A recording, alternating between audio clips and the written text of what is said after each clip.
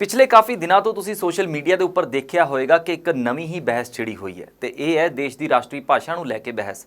South film industry ਦੇ Kannada star ਕਿੱਚਾ Sudeep ਨੇ ਇੱਕ ਰਾਸ਼ਟਰੀ ਭਾਸ਼ਾ ਨੂੰ ਲੈ ਕੇ ਸਟੇਟਮੈਂਟ ਦਿੱਤੀ। ਉਹਨਾਂ ਨੇ ਕਿਹਾ ਕਿ ਸਾਡੀ ਰਾਸ਼ਟਰੀ ਭਾਸ਼ਾ ਹਿੰਦੀ ਨਹੀਂ ਹੈ।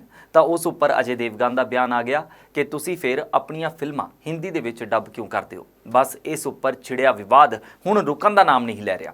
ਇਹ ਤਾਂ ਪੰਜਾਬ ਦੇ ਲੋਕਾਂ ਨੂੰ ਵੀ ਪਤਾ ਹੈ ਕਿ ਅਸੀਂ ਆਪਣੀ ਪੰਜਾਬੀ ਭਾਸ਼ਾ ਦੇ ਦਰਜੇ ਨੂੰ ਲੈ ਕੇ ਕਦੋਂ ਤੋਂ ਸੰਘਰਸ਼ ਕਰਦੇ ਆ ਰਹੇ ਹਾਂ, ਪਰ ਹੁਣ ਪੂਰੇ ਦੇਸ਼ ਦੀ ਗੱਲ ਕਰੀਏ ਤਾਂ ਰਾਸ਼ਟਰੀ ਭਾਸ਼ਾ ਨੂੰ ਲੈ ਕੇ ਇਹ ਵਿਵਾਦ ਵੱਧਦਾ ਜਾ ਰਿਹਾ। ਉਸ ਉੱਪਰ ਹੁਣ ਕਮਾਲ ਦਾ ਸਟੇਟਮੈਂਟ ਮਸ਼ਹੂਰ ਗਾਇਕ ਸੋਨੂ ਨਿਗਮ ਵੱਲੋਂ ਵੀ ਸਾਹਮਣੇ ਆਇਆ, ਜਿਸ ਨੇ ਇਸ ਵਿਵਾਦ ਨੂੰ ਨਵਾਂ ਹੀ ਮੋੜ ਦੇ ਦਿੱਤਾ। ਸੋਨੂ ਨੇ ਕਿਹਾ ਕਿ ਭਾਰਤ ਦੇ ਸੰਵਿਧਾਨ ਦੇ ਵਿੱਚ ਹੀ ਨਹੀਂ ਲਿਖਿਆ ਹੋਇਆ ਕਿ ਸਾਡੀ ਰਾਸ਼ਟਰੀ ਭਾਸ਼ਾ ਹਿੰਦੀ ਹੈ। ਹੁਣ ਤੁਸੀਂ ਕੀ ਕਹੋਗੇ? ਪੂਰਾ ਮਾਮਲਾ ਕੀ ਹੈ, ਆਓ ਥੋੜਾ ਬਰੀਕੀ ਦੇ ਨਾਲ ਨਜ਼ਰ ਮਾਰਦੇ ਹਾਂ।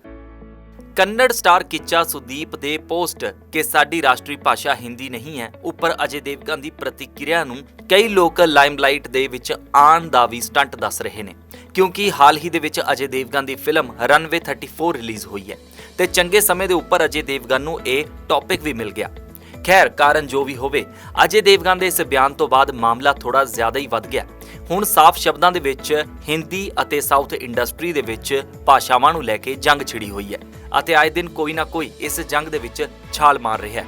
ਹੁਣ ਇਸ ਦੇ ਵਿੱਚ ਨਵਾਂ ਨਾਮ ਵੀ ਜੁੜ ਗਿਆ, ਮਸ਼ਹੂਰ ਗਾਇਕ ਸੋਨੂ ਨਿਗਮ ਦਾ, ਜਿਨ੍ਹਾਂ ਦੇ ਸਟੇਟਮੈਂਟ ਤੋਂ ਬਾਅਦ ਕਈ ਸਵਾਲ ਉੱਠ ਚੁੱਕੇ ਨੇ।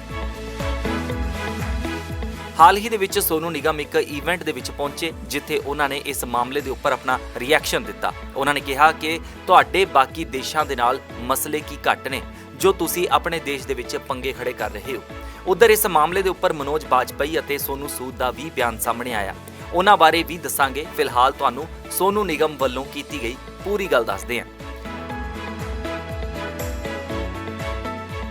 ਸੋਨੂ ਨਿਗਮ ਨੇ ਆਪਣੀ ਪ੍ਰਤੀਕਿਰਿਆ ਦਿੰਦੇ ਹੋਏ ਕਿਹਾ ਕਿ ਮੈਨੂੰ ਨਹੀਂ ਲੱਗਦਾ ਕਿ ਭਾਰਤ ਦੇ ਸੰਵਿਧਾਨ ਦੇ ਵਿੱਚ ਕਿਤੇ ਵੀ ਲਿਖਿਆ ਹੋਵੇ ਕਿ ਭਾਰਤ ਦੀ ਰਾਸ਼ਟਰੀ ਭਾਸ਼ਾ ਹਿੰਦੀ ਹੈ। ਉਹਨਾਂ ਕਿਹਾ ਕਿ ਜਿੰਨੀ ਮੇਰੀ ਨੌਲੇਜ ਹੈ ਅਤੇ ਜਿੰਨਾ ਮੈਂ ਐਕਸਪਰਟਸ ਤੋਂ ਪੁੱਛਿਆ, ਇਹ ਕਿਤੇ ਵੀ ਨਹੀਂ ਲਿਖਿਆ ਹੋਇਆ ਕਿ ਹਿੰਦੀ ਸਾਡੀ ਰਾਸ਼ਟਰੀ ਭਾਸ਼ਾ ਹੈ। ਹਾਂ, ਇਹ ਜ਼ਰੂਰ ਹੈ ਕਿ ਹਿੰਦੀ ਸਭ ਤੋਂ ਵੱਧ ਬੋਲੀ ਜਾਣ ਵਾਲੀ ਭਾਸ਼ਾ ਹੈ। ਨਾਲ ਹੀ ਨਾਲ ਸੋਨੂ ਨਿਗਮ ਨੇ ਕਿਹਾ ਕਿ ਕੀ ਤੁਹਾਨੂੰ ਪਤਾ ਹੈ ਕਿ ਤਮਿਲ ਸਭ ਤੋਂ ਪੁਰਾਣੀ ਭਾਸ਼ਾ ਹੈ। ਉਹਨਾਂ ਕਿਹਾ ਕਿ ਤਮਿਲ ਅਤੇ ਸੰਸਕ੍ਰਿਤ ਦੇ ਵਿੱਚ ਵੀ ਇਹੀ ਝਗੜਾ ਰਹਿੰਦਾ ਹੈ, ਪਰ ਤਮਿਲ ਇਸ ਦੁਨੀਆ ਦੀ ਸਭ ਤੋਂ ਪੁਰਾਣੀ ਭਾਸ਼ਾ ਹੈ। ਇਸ ਦੇ ਨਾਲ ਹੀ ਸੋਨੂ ਨਿਗਮ ਨੇ ਇਸ ਸਵਾਲ ਵੀ ਕੀਤਾ ਹੈ ਕਿ ਤੁਹਾਡੇ ਬਾਕੀ ਦੇਸ਼ਾਂ ਦੇ ਨਾਲ ਪੰਗੇ ਘੱਟ ਨੇ ਜੋ ਤੁਸੀਂ ਆਪਣੇ ਦੇਸ਼ ਦੇ ਵਿੱਚ ਪੰਗੇ ਖੜੇ ਕਰ ਰਹੇ ਹੋ। ਉਹਨਾਂ ਨੇ ਸਵਾਲ ਕੀਤਾ ਕਿ ਇਹ ਡਿਸਕਸ਼ਨ ਹੀ ਕਿਉਂ ਹੋ ਰਿਹਾ ਹੈ, ਅਸੀਂ ਕਰਨਾ ਹੀ ਕਿਉਂ ਹੈ। ਤੁਸੀਂ ਤਮਿਲੀਅਨ ਹੋ, ਤੁਸੀਂ ਹਿੰਦੀ ਬੋਲੋ, ਇਹ ਕਹਿ ਕੇ ਤੁਸੀਂ ਆਪਣੇ ਹੀ ਦੇਸ਼ ਦੇ ਵਿੱਚ ਦੁਸ਼ਮਣ ਖੜੇ ਕਰ ਰਹੇ ਹੋ। ਉਹਨਾਂ ਕਿਹਾ ਕਿ ਕੋਈ ਕਿਉਂ ਬੋਲੇਗਾ, ਜਿਸਨੇ ਜਿਹੜੀ ਭਾਸ਼ਾ ਬੋਲਣੀ ਹੈ ਉਹ ਉਹੀ ਬੋਲੇਗਾ। ਉਹਨਾਂ ਕਿਹਾ ਕਿ ਸਾਡੇ ਕੋਰਟਸ ਦੀ ਜੱਜਮੈਂਟ ਇੰਗਲਿਸ਼ ਦੇ ਵਿੱਚ ਹੁੰਦੀ ਹੈ। ਇਹ ਬਹਿਸ ਹੀ ਗਲਤ ਹੈ, ਕਿਸੇ ਉੱਪਰ ਕੋਈ ਭਾਸ਼ਾ ਨਹੀਂ ਥੋਪਣੀ ਚਾਹੀਦੀ।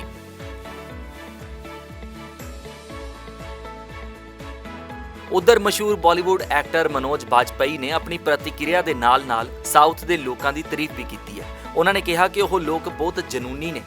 ਦਰਅਸਲ ਇਹ ਗੱਲ ਮਨੋਜ ਬਾਜਪਾਈ ਨੇ ਇੱਕ ਇੰਟਰਵਿਊ ਦੌਰਾਨ ਕਹੀ ਹੈ।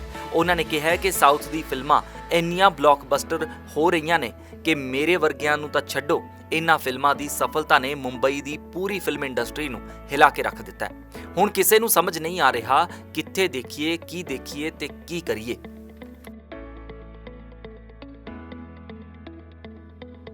ਉਹ ਅੱਗੇ ਕਹਿੰਦੇ ਨੇ ਕਿ ਉਹ ਲੋਕ ਬਹੁਤ ਜਨੂਨੀ ਨੇ। ਉਹ ਫਿਲਮ ਦਾ ਹਰ ਇੱਕ ਸ਼ਾਟ ਇਸ ਤਰ੍ਹਾਂ ਲੈਂਦੇ ਨੇ ਮੰਨੋ ਦੁਨੀਆ ਦਾ ਬੈਸਟ ਸ਼ਾਟ ਲੈ ਰਹੇ ਹੋਣ। ਇਹ ਕਰਨ ਦੇ ਵਿੱਚ ਬਹੁਤ ਜਨੂਨ ਤੇ ਸੋਚ ਵਿਚਾਰ ਲੱਗਦਾ ਹੈ। ਉਹ ਕਦੇ ਵੀ ਆਪਣੀ ਆਡੀਅנס ਦੇ ਬਾਰੇ ਦੇ ਵਿੱਚ ਅਪਮਾਨਜਨਕ ਤਰੀਕੇ ਦੇ ਨਾਲ ਗੱਲ ਨਹੀਂ ਕਰਦੇ। ਉਹ ਇਹ ਵੀ ਨਹੀਂ ਕਹਿੰਦੇ ਕਿ ਆਡੀਅנס ਸਮਝ ਜਾਏਗੀ। ਉਧਰ ਬਾਲੀਵੁੱਡ ਐਕਟਰ ਸੋਨੂ ਸੂਦ, ਜਿਨ੍ਹਾਂ ਨੂੰ ਪਹਿਲੀ ਪਹਿਚਾਨ ਹੀ ਸਾਊਥ ਫਿਲਮਾਂ ਤੋਂ ਮਿਲੀ ਹੋਈ ਹੈ, ਉਹਨਾਂ ਦਾ ਕਹਿਣਾ ਹੈ ਕਿ ਦੇਸ਼ ਦੀ ਇੱਕ ਹੀ ਭਾਸ਼ਾ ਹੁੰਦੀ ਹੈ, ਉਹ ਹੈ ਐਂਟਰਟੇਨਮੈਂਟ। ਸੋਨੂ ਸੂਦ ਦਾ ਕਹਿਣਾ ਹੈ ਕਿ ਸਿਰਫ ਹਿੰਦੀ ਨੂੰ ਹੀ ਦੇਸ਼ ਦੀ ਰਾਸ਼ਟਰੀ ਭਾਸ਼ਾ ਨਹੀਂ ਕਿਹਾ ਜਾ ਸਕਦਾ।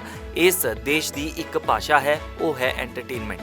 ਕਿਸੇ ਨੂੰ ਇਸ ਦੇ ਨਾਲ ਕੋਈ ਫਰਕ ਨਹੀਂ ਪੈਂਦਾ ਕਿ ਤੁਸੀਂ ਕਿਸ ਇੰਡਸਟਰੀ ਤੋਂ ਆਉਂਦੇ ਹੋ। ਜੇ ਤੁਸੀਂ ਲੋਕਾਂ ਨੂੰ ਐਂਟਰਟੇਨ ਕਰਦੇ ਹੋ ਤਾਂ ਲੋਕ ਤੁਹਾਨੂੰ ਪਿਆਰ ਕਰਦੇ ਨੇ, ਤੁਹਾਡੀ ਰਿਸਪੈਕਟ ਕਰਨਗੇ ਅਤੇ ਸਵੀਕਾਰ ਕਰਨਗੇ।